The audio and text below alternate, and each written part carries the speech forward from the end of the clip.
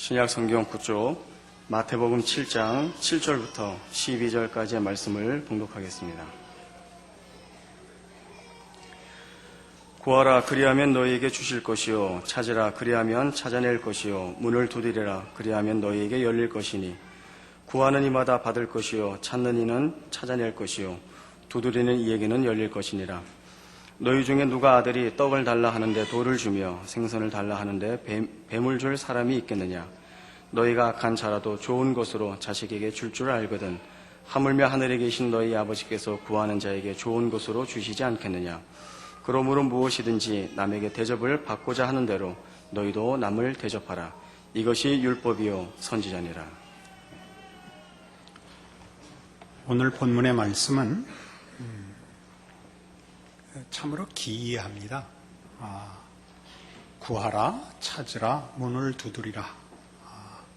이런 어찌 보면 기도하는 이야기고 믿음의 이야기 같은데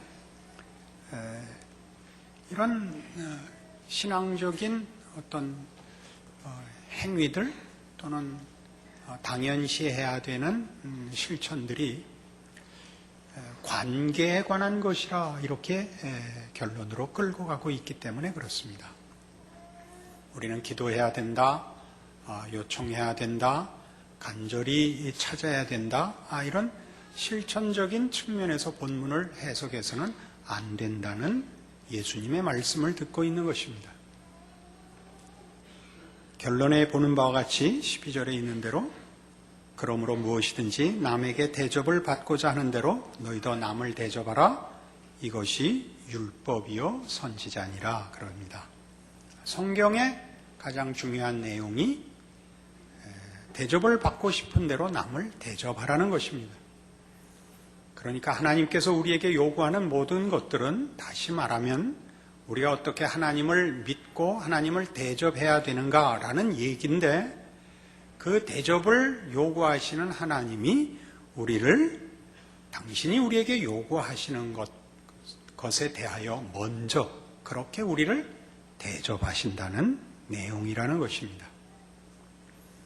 기도를 한다든가 믿음을 가진다든가 하는 것은 결단코 하나님께서 더 높은 지위에서 더 높은 권세에서 요구하는 일방적인 명령이 아니라는 것입니다. 지금 오늘 본문식으로 얘기하자면 하나님과 우리의 관계는 말하자면 기독교의 본질적인 신앙의 내용은 하나님과 우리의 관계가 권력적인 구조가 아니라는 것입니다. 권력적인 구조라는 것은 어느 한쪽이 힘을 가지고 상대방을 힘으로 굴복시키는 문제가 아니라는 것입니다. 하나님은 우리를 대접하신다는 겁니다. 우리가 하나님 앞에 구하고 찾고 두드릴 수 있는 관계라고 얘기합니다. 하나님과 우리의 관계는 권력 관계가 아니고 권력 구조 위에 있지 않고 사랑의 관계며 사랑의 구조 위에 있다고 말하는 셈입니다. 9절에 있는 대로 너희 중에 누가 아들이 떡을 달라 하는데 돌을 주며 생선을 달라 하는데 뱀을 줄 사람이 있겠느냐. 그러니까 우리가 생각하는 기독교 신앙에서 자주 오해하는 기도를 얼마나 열심히 해야 되느냐, 기도하는 자가 얼마나 진실해야 하는가, 기도하는 자가 어떻게 하나님 마음에 들어야 하는가는 여기 조건으로 제시되지 않고 있습니다. 뭘 설명합니까? 누가 아들이 떡을 달라 하는데 돌을 주며 생선을 달라 하는데 뱀을 주겠느냐. 이 관계성을 잘 보십시오. 너희가 악한 자라도 좋은 것으로 자식에게 줄 줄 알거든 하물며 하늘에 계신 너희 아버지께서 구하는 자에게 좋은 것으로 주시지 않겠느냐. 우린 기독교 신앙을 사실은 자주 권력 구조로 이해합니다. 하나님 앞에 우리의 소원을 또는 원하는 것을 얻기 위해서 우리는 이러저러한 것들로 하나님을 만족시켜야 된다고 생각합니다. 우리 인생에 어려운 일이 생길 때 그것이 하나님 앞에 잘못해서 받는 벌이라고 우선적으로 생각합니다. 물론 우리의 잘못을 하나님이 묵과하시거나 방임하시지 않습니다. 사랑하시기 때문에 그렇습니다. 언젠가 하나님의 우리를 향한 작정의 영원하심과 거룩하심에 대해서 설명하는 부분에서 제가 우리 부모가 자녀에게 그러듯 하나님은 우리가 방탕의 자리에서 우리의 인생을 허비하는 것을 두고 보시지 않는다. 하나님의 뜻을 이루시고야 만다라고 설명을 하면서 자녀를 방치하는 부모는 없다. 그렇게 설명했습니다. 우리는 자녀가 공부를 잘하기를 바랍니다. 공부를 잘못하면 죽여버린다 그랬습니다. 그 뜻은 경쟁력을 가지라는 얘기가 아닙니다. 자녀를 애완동물로 취급하는 부모는 없다 그런 뜻입니다. 자녀가 잘 되기를 바란다는 것은 세상적인 측면에서의 얘기가 아니고 인간이라는 존엄성에 관한 문제이며 인생이라는 진지한 문제에 대하여 자녀들을 사랑이라는 이름으로 쉽게 놓아두지 않겠다는 결연한 부모된 책임에서 나오는 사랑입니다. 성경이 하는 식으로 얘기를 하자면 그래서 우리는 하나님께서 우리의 존재와 우리의 삶을 하나님의 사랑 가운데 두셨다는 걸 기억해야 합니다. 우리는 이 세상이 사랑의 구조 속에 있지 않은 걸 압니다. 세상은 권력 구조 속에 있습니다. 권력 구조라는 것은 상대방을 관계성 속에서 이해하지 않고 힘으로 강제하는 구조를 말합니다. 우리는 사회에 살면서 어느 시대의 어느 공동체에서나 모두와 개인적인 관계를 맺을 수 없기 때문에 우리는 할 수 없이 강제력을 그 질서를 위하여 세울 수밖에 없습니다. 우리는 그것을 법이라고 합니다. 또는 윤리라고 하고 도덕이라고 합니다. 그러나 우리는 이 문제를 모두와 개인적인 관계를 맺을 수 없는 사회 공동체의 질서를 위하여 쓸 뿐만 아니라 개인적인 관계에서도 씁니다. 우리는 개인적인 관계에서도 심지어 믿음의 공동체 내에서도 신앙이라는 이름으로 상대방을 강제하고 싶어 합니다. 관계를 가진다는 것은 상대방 처지를 이해하는 것입니다. 상대방 처지를 이해하고 용서하고 기다려주는 것을 말합니다.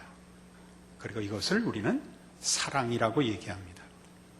우리는 이런 사랑에 관한 것을 사실은 하나님의 크신 은혜 가운데 모두가 예수를 믿던 그렇지 않던 하나님의 일반 은총 속에서 사실 1차적으로 가정에서 누립니다.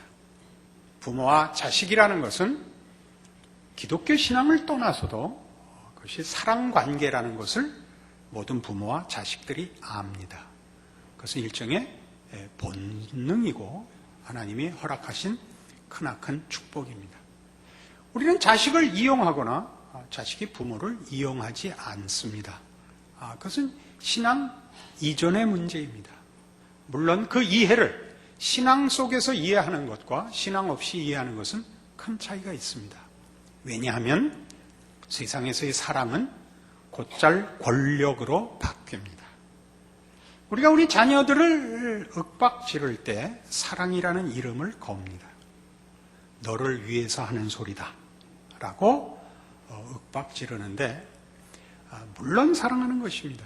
그러나 그 사랑 속에 자신의 만족이 함께 들어가곤 해서 내 눈에 맞고 내 마음에 들라 하는 것이 사랑이라는 이름으로 강제력을 가집니다. 우리 자녀들은 부모에게 사랑을 볼모로 해서 때를 씁니다. 자녀들이 부모에게 하는 가장 큰 공갈은 밥 안 먹는 것과 집 나가는 것입니다. 뭘 가지고 배짱을 부리죠? 사랑으로 배짱을 부립니다. 내가 잘못되면 부모가 더 가슴 아파한다. 누가 먼저 죽나 보자.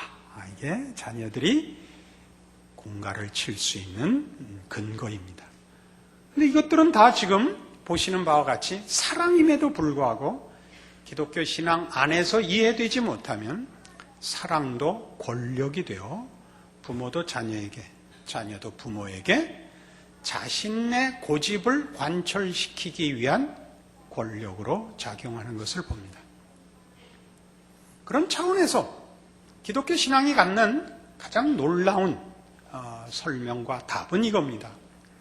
하나님이 우리에게 아버지가 되시고 선으로 다스리시고 진실하심으로 대우하시겠다는 것을 근거로 하여 사랑이 성립한다는 사실입니다.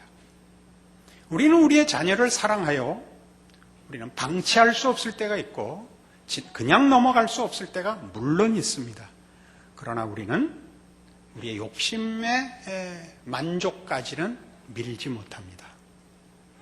우리는 우리가 사랑을 가지고 있고 안타까워한다는 것을 표현할 수 있지만 사실 대부분의 내용은 하나님의 선하심과 자비하심에 맡길 수밖에 없습니다. 그때 말을 밉게 하시지 않아야 됩니다. 네 인생이니까 네가 하고 네가 책임져라. 이런 말은 하시지 않는 겁니다. 그 말은 삼켜두십시오. 자녀들도 마찬가지입니다. 누군 뭐 낳고 싶어서 난 줄 알아. 이러시면 안 됩니다. 그 말은 함부로 해서도 안 되고 평생에 할 이유가 없습니다. 그래서 서로에게 상처를 줄 뿐이고 자신의 분노를 표현할 수 있을지 몰라도 그것은 사랑과는 너무 거리가 멀고 아무런 유익을 그리고 아무런 결과를 낳지 못합니다.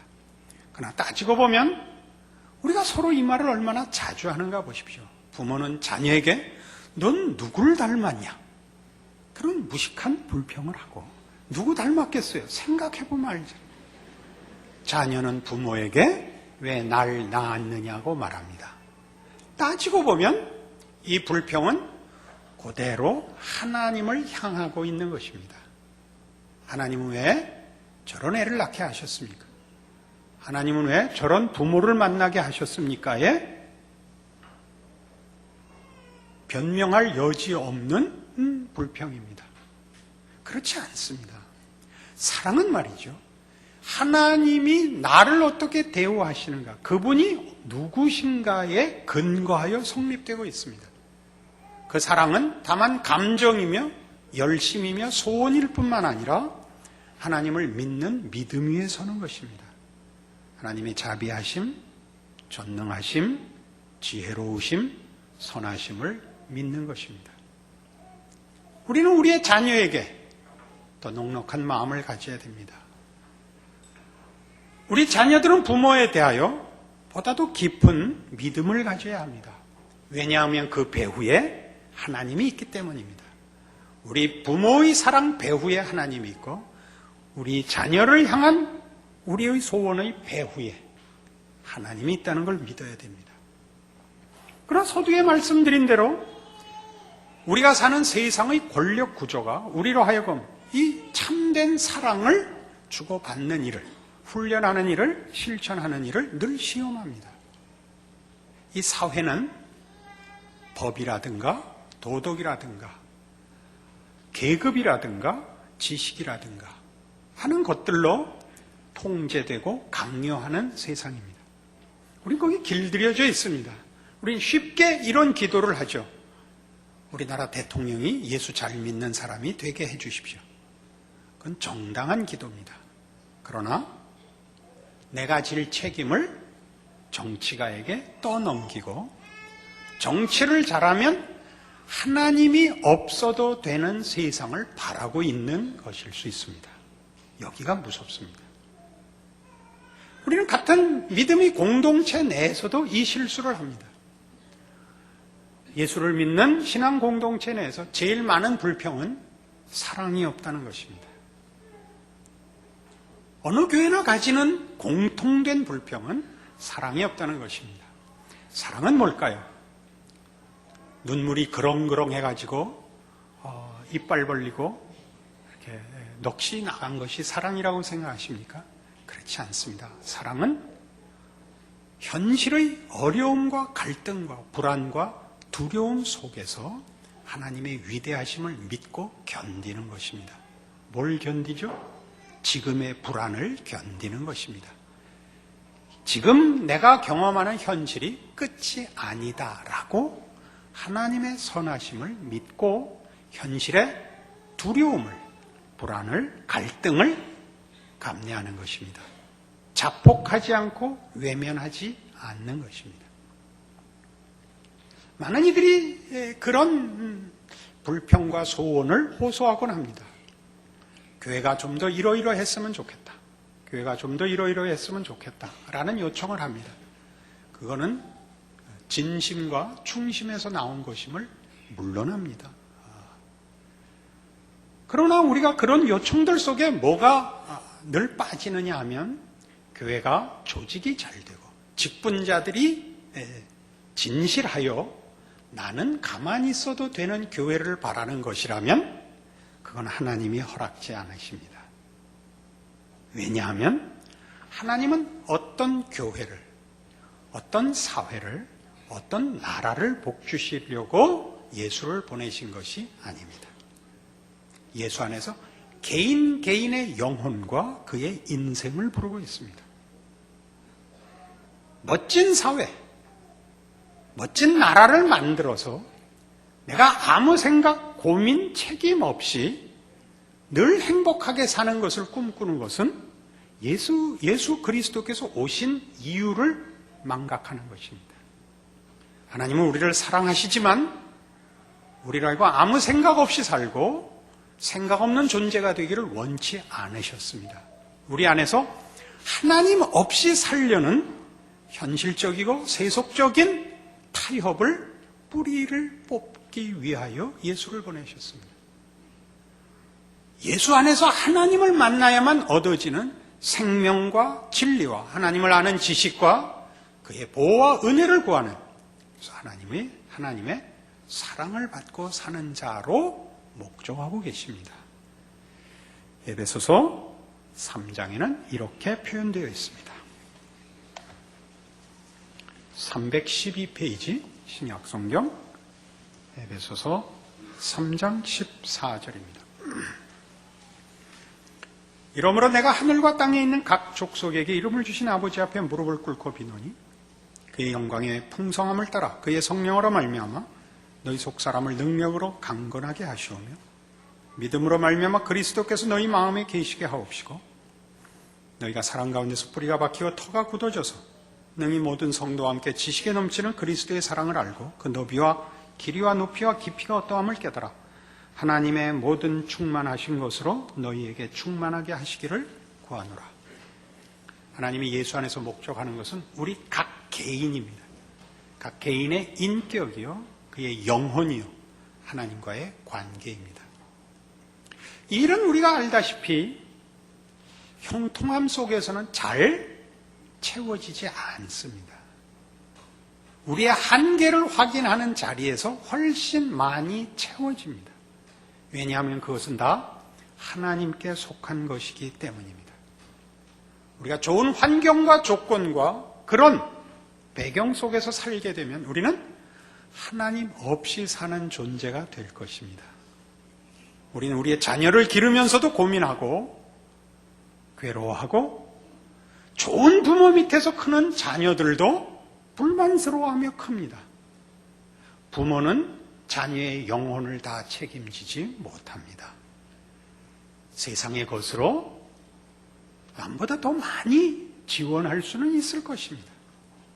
자녀의 영혼을 영향을 주고 책임질 수 있는 것은 하나님 외에 그 누구도 없습니다. 인간이 가진 것으로 자기가 할 수 있는 것으로 자기 영혼의 만족을 얻을 수 없다는 것을 우리는 사실은 좌절과 고통 속에서 생각하게 됩니다. 우리가 형통함을 겪으면 우리는 깊이 생각하지 않습니다. 우리는 모든 심각한 문제들을 미룹니다. 고민을 해야 깊은 생각을 합니다. 욥은 욥기에서 보는 바대로 그는 좋은 신앙을 가졌고 그리고 형통한 삶을 살고 있었습니다. 어느 날 갑자기 고난이 닥칩니다. 하나님께 묻습니다. 왜 이런 일이 생기는가? 내가 뭘 잘못했는가? 하나님은 어떻게 이런 일을 하실 수 있는가 묻습니다. 그의 친구들의 모든 조언도 충고도 욥의 문제를 해결치 못합니다. 인과응보라는 것은 우리의 영혼의 답이 되질 않습니다. 우리의 영혼의 답은 하나님 한 분뿐입니다. 욥은 나중에 불평과 비명 속에서 그를 만나주시는 하나님을 배웁습니다. 하나님을 뵙자 그의 모든 질문은 없어져 버립니다. 하나님을 보자, 하나님이 누구신가를 보자, 그의 질문들은 질문이 되지 않는다는 걸 확인하게 됩니다. 놀라운 성경의 증언입니다. 우리는 현실을 보고 살고 있습니다. 하나님은 자주 도우미가 됩니다. 세상의 공격과 세상 앞에서의 우리의 자랑 때문에 우리가 보고 있는 우리를 시험하고 위협하는 세상 때문에 우리는 더 중요한 것들에 대하여 잊고 살고 외면하고 삽니다. 하나님은 우리를 방치하시지 않습니다. 왜냐고요? 사랑하시기 때문입니다. 그래서 우리의 가정은 여러분 소원하고 기도하는 바와 같이 자식들 말 잘 듣고 여러분 돈 잘 벌고 그렇게 해결되어서는 안 됩니다. 절대 안 됩니다. 그러면 여러분은 생각 없이 살다가 하나님 없는 곳으로 갈 수밖에 없습니다. 동일합니다. 우리가 사는 사회의 어려움들, 이 나라는 정치적으로, 경제적으로, 군사적으로, 문화적으로, 교육적으로 상당한 혼란 속에 있습니다. 참으로 다행한 일입니다. 여러분은 그 답을 사회에서 얻을 수 없습니다. 하나님 앞에서만 얻게 됩니다. 우리는 서구 사회가 가졌던 물질 문명의 그 성취가 무엇을 가져왔나를 봅니다. 허망한 인생을, 공허한 인생을 가져왔다는 것을 저들 스스로 증언하고 있습니다. 우리는 아직도 그걸 부러워하고 있습니다. 지금보다 더 좋은 집에 살고 지금보다 더 좋은 차를 사면 행복할 것 같은 세상의 유혹에 집니다. 하나님을 아는 일과 하나님의 사랑을 확인하는 일에 신자들이 심각하게 생각하지 않는 것은 큰 죄입니다. 그래서 하나님은 여러분을 생각하게 하실 것입니다.